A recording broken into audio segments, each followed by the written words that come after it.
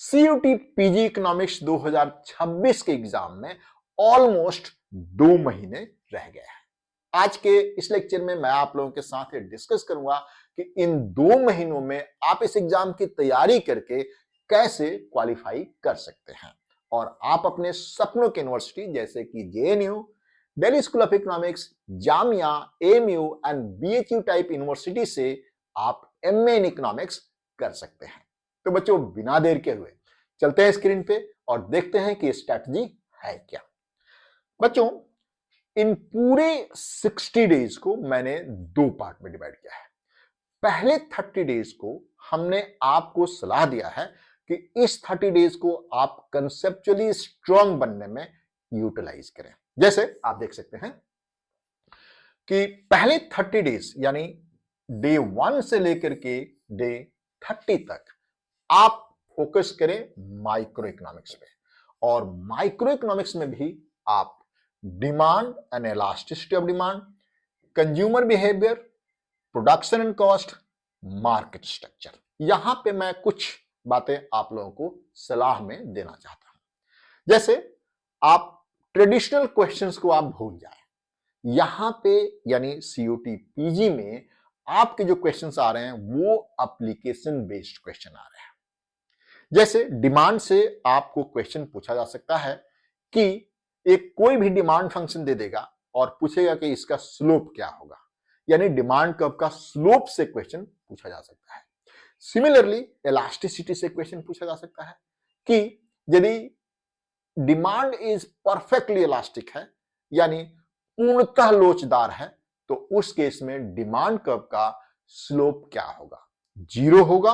ध्यान रखिए, slope, elasticity नहीं, स्लोप 0 होगा या फिर इनफाइनाइट होगा या फिर लेस देन इनफाइनाइट होगा एंड ग्रेटर देन 0 होगा। क्या होगा ये आपको समझने की जरूरत है। Slope not elasticity. इसके बाद कंज्यूमर बिहेवियर में आपको यूटिलिटी, तरह तरह के यूटिलिटी है आपके पास। जैसे आपके पास मिन वाली यूटिलिटी है यानी परफेक्ट कंप्लीमेंट वाली है, परफेक्ट सब्स्टिट्यूट वाली यूटिलिटी है, और हर यूटिलिटी केस में कंज्यूमर का इक्विलिब्रियम किस तरीके से एस्टैब्लिश होता है। अलग अलग केसेस में अलग अलग आपको इक्विलिब्रियम सेट होता है, आप अच्छी तरीके से जानते हैं। उसके बाद हम बात करेंगे प्रोडक्शन कॉस्ट में भी। यहां पर भी आपको आइसो कॉस्ट एंड आइसोकॉन से ज्यादा क्वेश्चन पूछे जाते हैं। आइसो कॉस्ट एंड आइसोकॉन से, जैसे कि एमआरटीएस क्या होगा यानी marginal rate of technical substitution क्या होगा, ये एमआरएस से कैसे डिफरेंट है, एंड किस केस में आइसोकॉन्ट स्ट्रेट होगा और किस केस में ये कन्वेक्स टू इट्स ओरिजिन होगा, ये हर चीज आपको जानने की जरूरत है। यानी पहले 30 डेज में आपको कंसेप्चुअली स्ट्रांग बनना है। मार्केट स्ट्रक्चर में परफेक्ट कंपटीशन, मोनोपोली, मोनोपोलिस्टिक, ये बहुत सारी आपको यहां पे पढ़ना है और अपने आप को कंसेप्चुअली स्ट्रांग बनाना है। इसको देना है आपको कितना, 10 से 12 दिन। इससे ज्यादा इसको यानी माइक्रो इकोनॉमिक्स को टाइम नहीं देना है। अब आपको डिसाइड करना है कि 10 से 12 दिन में कितना घंटे पढ़ें कि ये सारे टॉपिक अच्छी तरीके से हो जाए। दूसरा टॉपिक है मैक्रो इकोनॉमिक्स। आप यहां पे देख सकते हैं बच्चों, मैक्रो इकोनॉमिक्स में हमने आपको पढ़ाया भी है। यहां पे जो सबसे हाईएस्ट वेटेज वाले हैं वो है national income, ISLM, money and inflation, fiscal and monetary policy, और इसमें आपको देना है 7 to 8 डेज। अब यहां ध्यान रखना है, नेशनल इनकम में क्या क्वेश्चन पूछेगा, आपसे नेशनल इनकम का कैलकुलेशन भी पूछ सकता है एंड करंट चीजें भी पूछ सकता है कि आज इंडिया का नेशनल इनकम कितना है compare to India, Pakistan, Bangladesh, Nepal and US on Germany से भी पूछ सकता है कि उनका कितना है और आपका कितना है। पर कैपिटा इनकम आपका कितना है एंड उनका कितना है, तो आपको कंपैरिजन के अकॉर्डिंगली भी पढ़ना है। इसके अलावा ध्यान रखिएगा, यहां पे ग्रोथ एंड डेवलपमेंट से बहुत सारे क्वेश्चन पूछे जाते हैं।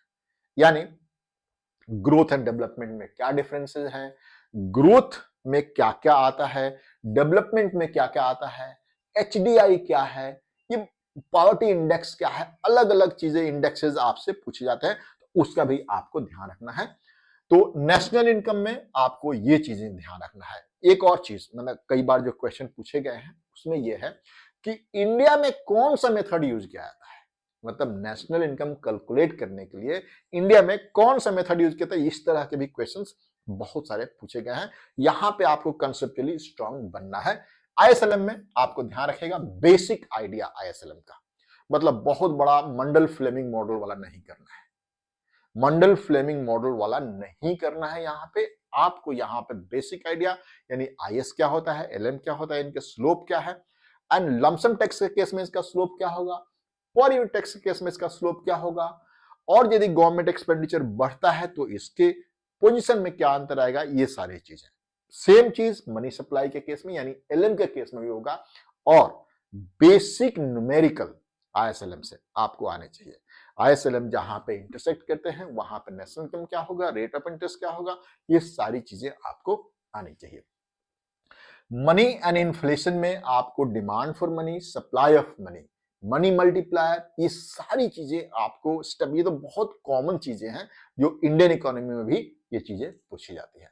फिस्कल एंड मॉनेटरी पॉलिसी आपको बहुत ज्यादा इंपॉर्टेंट है ये चीजें, यानी इनका इंपैक्ट पूछा जाता है कि फिस्कल पॉलिसी का इंपैक्ट क्या होगा, मॉनेटरी पॉलिसी का इंपैक्ट क्या होगा, एक्सपेंसिव फिस्कल पॉलिसी क्या होता है, कॉन्ट्रैक्शनरी फिस्कल पॉलिसी क्या होता है, इस तरह की चीजें आपको आनी चाहिए। और यहां पे फिस्कल पॉलिसी में एक जो कंसेप्ट आपको आना चाहिए, दैट इज कॉल्ड बजट।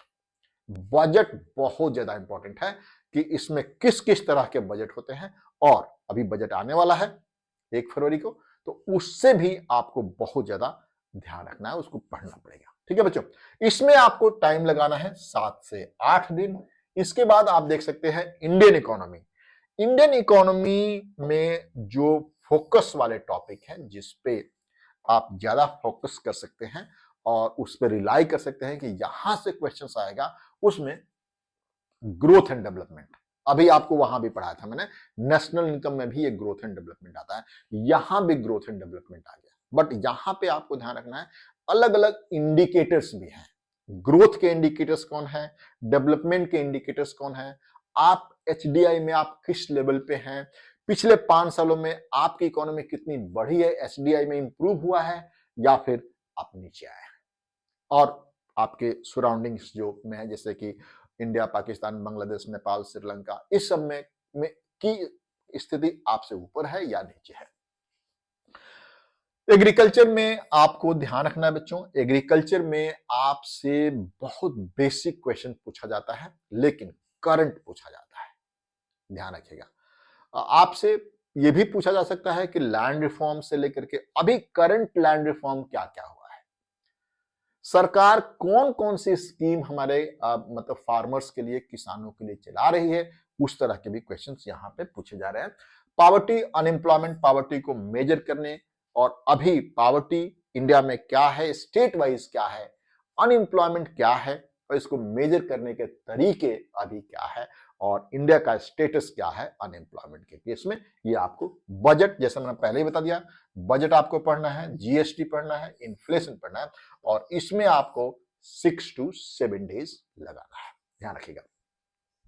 इसके बाद आगे देखें बच्चों, तो स्टैटिस्टिक्स एंड मैथमेटिक्स बहुत बेसिक, यदि आपने 12th में मैथमेटिक्स करा है तो फिर आपको इस पर ज्यादा ध्यान देने की जरूरत नहीं है, सिर्फ एक बार देख लीजिएगा कि किस किस तरह से क्वेश्चंस यहां से आते हैं। आपको मैं बता दूं कि यहां पे आपको टोटल कॉस्ट दिया होगा, वहां से मार्जिनल कॉस्ट निकालना है, या फिर मार्जिनल कॉस्ट दिया होगा, टोटल कॉस्ट निकालना है। दोनों में आपको, एक में डिफरेंशिएशन यूज होगा, दूसरे में इंटीग्रेशन यूज होगा।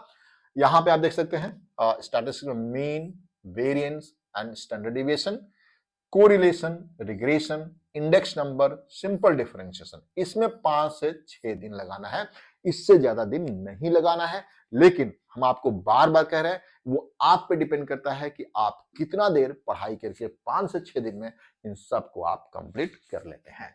ठीक है बच्चों, इसके बाद यहां फेज 2 शुरू हो रहा है अगले 30 दिन। पहले 30 दिन में आपने अपने आप को कंसेप्चुअली स्ट्रांग बनाया, और अब अगले 30 दिन में आपको क्या करना है, देखिए, previous year question plus mock test आपको करने हैं। ठीक है, लास्ट 4 to 5 ईयर के आपको प्रीवियस ईयर करने हैं, मस्ट है। टॉपिक वाइज एमसीक्यू यानी micro economics, macro economics, money inflation, inflation, इनके टॉपिक वाइज एमसीक्यू करने हैं, ठीक है, जो आपको मेरे वाले कोर्स में इजीली मिल जाएगा। इसके बाद 8 से 10 फुल लेंथ मॉक टेस्ट करने हैं, 8 से 10 फुल लेंथ मॉक टेस्ट करने हैं। इसके बाद रिवीजन देखिए, रिवीजन के लिए आप शॉर्ट नोट्स बनाइए, बहुत इंपॉर्टेंट है। एंड वीक टॉपिक को आप बार बार रिवाइज करते रहिए, क्योंकि आप हर टॉपिक में उतना स्ट्रांग नहीं हो सकते जितना कुछ टॉपिक में होते हैं। तो जो आपका सबसे वीक टॉपिक है उसको रिवाइज करते रहिए कि आप भूल ना पाए। तो बच्चों, आज के इस लेक्चर में इतना ही। बच्चों, आपको ये लेक्चर कैसा लगा मुझे बताइएगा जरूर। थैंक यू बच्चों, थैंक यू।